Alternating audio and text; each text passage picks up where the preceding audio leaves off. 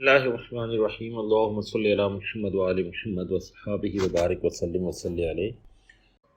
قطب ارشاد حضرت واصف علی واصف رحمۃ اللہ تعالیٰ علیہ کا مضمون عمل پیش خدمت ہے۔ کتاب کا نام ہے دل دریا سمندر۔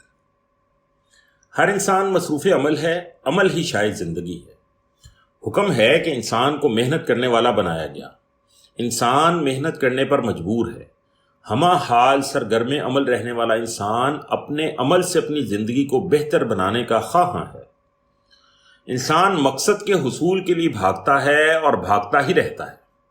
ایک مقصد کی تلاش مختلف مقاصد کی آرزو بن کر عمل کی معنویت کو بے معنی کر دیتی ہے۔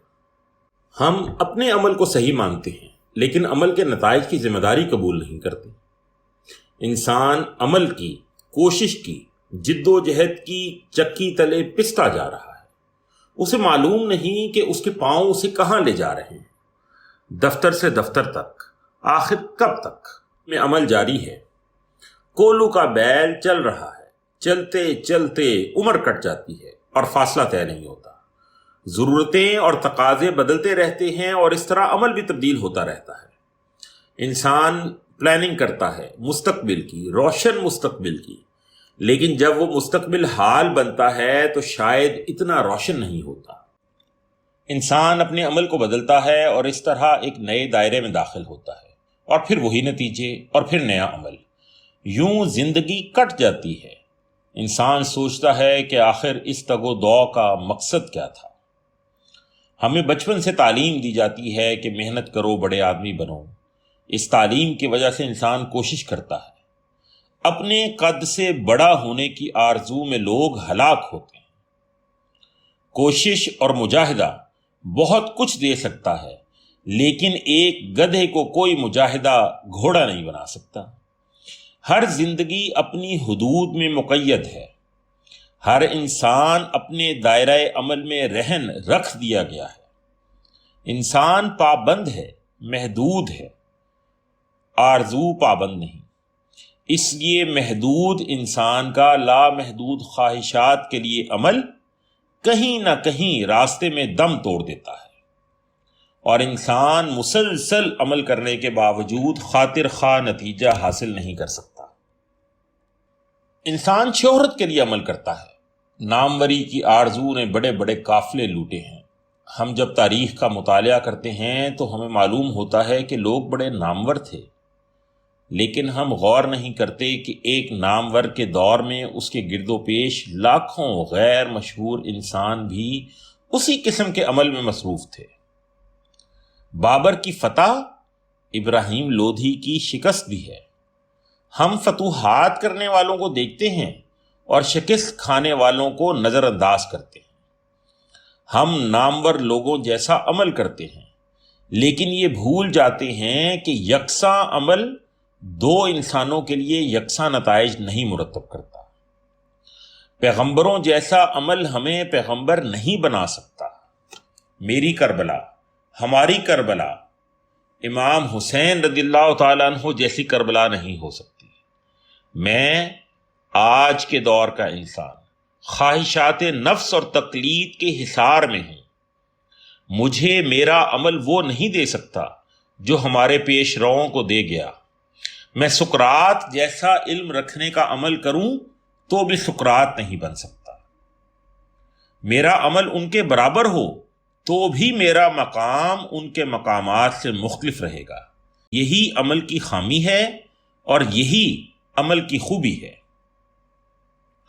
غور کرنے والی بات ہے کہ ہم ایک نئے دور میں پیدا ہوئے، اور ہمارا عمل تقلید کے علاوہ نہ ہو تو ہم پرانے دور کے نتائج کیسے حاصل کر سکتے ہیں؟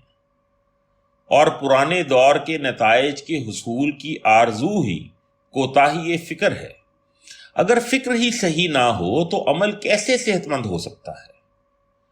جہاں اللہ کریم کا حکم ہے کہ انسان اپنی سعی سے ہی کچھ حاصل کرتا ہے، وہاں اس کے احکام کے اور رخ بھی ہیں۔ عمل کا جذبہ بھی اس کی عطا ہے، اور پھر عمل کی راہ میں کتنے حادثات آتے ہیں، کتنے ہی واقعات ہیں۔ ہمارا عمل درست بھی ہو تو ممکن ہے کہ کسی اور کج رو کا عمل ہمارے عمل کے نتیجے کو ختم کر دے۔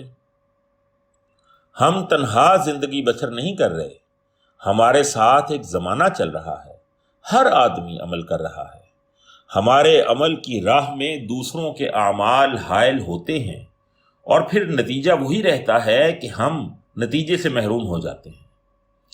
طاقتور بادشاہوں کو کمزور عوام ایک جنبش میں اڑا کے رکھ دیتے ہیں۔ آج میرا عمل میرے پیش روؤں نے بھی مسدود کر رکھا ہے۔ قرآن و حدیث کے مقدس حوالوں تک ہی بات رہتی تو مبارک تھی، لیکن اب بات آگے نکل گئی۔ امام غزالی رحمۃ اللہ تعالی علیہ سے لے کر حالی تک اور فقہا سے لے کر ہمارے اپنے رفقا تک ہر انسان صاحب ارشاد ہے، اور ان کے ارشادات نے ہمارے عمل کی آزادی پر پہرے بٹھائے ہوئے ہیں۔ مجھے میرے عمل نے صرف تقلید سکھائی ہے، میری آزادی صرف میری خاموشی ہے۔ امام غزالی کو غزالی بننے کے لیے کسی اور غزالی کی تقلید ضروری نہ تھی۔ سقراط تھا، ہر چند کے اس سے پہلے اور کوئی اس جیسا نہ تھا۔ تقلید کا عمل بے ثمر رہتا ہے۔ فطرت کو منظور نہیں کہ سب لوگ سقراط ہی بنتے جائیں۔ عمل اور شے ہے اور نصیب چیزیں دیگر۔ ایک راہ پر چلنے والے، ایک جیسا عمل کرنے والے الگ الگ نصیب لے کر آتے ہیں۔ بے عملی مقصود نہیں، صرف یہ وضاحت مراد ہے کہ اپنی حدود کو پہچانے بغیر عمل میں داخل ہونا ہلاکت کا باعث بھی ہو سکتا ہے۔ انسان ہزار محنت کرے بغیر وجدان کے شاعر نہیں ہو سکتا، اور جس کو وجدان عطا ہوا وہ محنت کے بغیر بھی شاعر ہے، اور یہ وجدان محنت سے حاصل نہیں ہوتا۔ ہم نے تاریخ میں بادشاہوں کو کرب و اندیشے میں مبتلا دیکھا ہے۔ سکندر اعظم عظیم تھا مگر بے وطن مرقد کا مسافر تھا۔ صاحب منزل بھی عمل کرتا ہے اور بھٹکا ہوا راہی بھی محنت کرتا ہے۔ ہمارا عمل گناہ اور ثواب مرتب کرتا ہے، ہمارا عمل ہمیں آسانیاں بھی عطا کرتا ہے اور دشواریاں بھی۔ گلاب گلاب ہے، عمل کرے یا نہ کرے، کانٹا کانٹا ہی رہے گا چاہے کتنی ہی محنت کرے۔ عظیم انسان فطرت کا عمل ہے، ان کا اپنا عمل انہیں عظیم نہیں بناتا۔ پیغمبر بننے کا کوئی عمل نہیں، یہ منصب عطا ہے۔ امام عمل سے نہیں نصیب سے ہے۔ ارشاد ربانی ہے کہ ہم جسے چاہتے ہیں مملکت دیتے ہیں اور جسے چاہتے ہیں معزول و محروم کر دیتے ہیں۔ عمل بہانہ ہے، مقدر اٹل ہے۔ عقل اور نصیب نہ ہوں تو عمل جہالت ہے۔ ریت میں ہل چلایا جائے، بیج بویا جائے اور اسے پانی کے بجائے چاہے خون دل سے ہی کیوں نہ سینچا جائے، وہاں کچھ نہ اگے گا۔ عمل ہے لیکن نتیجہ نہیں ہے۔ عمل سے زندگی میں جنت اور جہنم حاصل ہونے کا دعویٰ ہے، لیکن ہر عمل زندگی حاصل نہیں کرتا۔ ہر صاحب عمل جنت میں نہیں جاتا، ہر گناہ جہنم میں نہیں پہنچاتا۔ اس میں قدرت کا دخل ہے، اس مالک کا دخل ہے جس نے بغیر کسی عمل کے مکھی کو شہد عطا کیا، جس نے سورج کو روشن بنایا، جس نے غریبوں کو شاہ اور شاہوں کو گدا بنایا۔ اس میں عمل شامل نہیں۔ وہی ذروں کو آفتاب بناتا ہے، محنت کو نتیجہ عطا کرتا ہے۔ خوبصورت چہرہ بغیر کسی عمل کے حاصل ہوتا ہے، محبت بغیر کسی عمل کے حاصل ہوتی ہے، اور پھر سکون قلب اس کی عطا ہے، اس کے حصول کا کوئی عمل نہیں۔ عمل سے غریبی دور نہیں ہوتی۔